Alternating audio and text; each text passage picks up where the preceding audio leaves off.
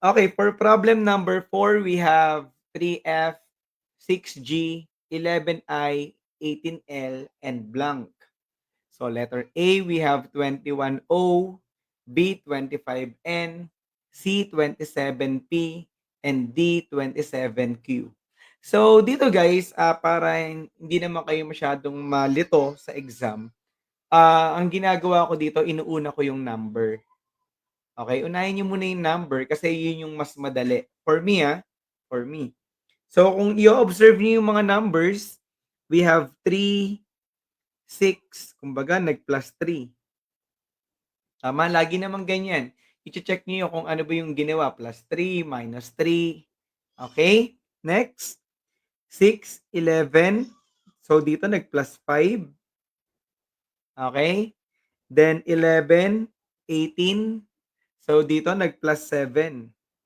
So may pattern na naman tayo. Habang nagmo-move tayo papunta dun sa ating last number, nag-i-increase yung pina-plus. May pattern, 'di ba? Plus 3, plus 5, plus 7. So ibig sabihin, yung next diyan is plus 9. Tama? So 18 plus 9, so we have 27. Okay, so may number na tayo, 27. So ibig sabihin, bawal na yung letter A, bawal na yung letter B. It's either C or D na lang. Ang letter C natin, 27P. Ang D natin, 27Q. So now, let's proceed doon sa letters. Pwede niyong isulat ulit yung letters. We have F, G, I, L. O, ano raw yung next? F, G, I, L. So, try natin. So, ano bang pattern dito?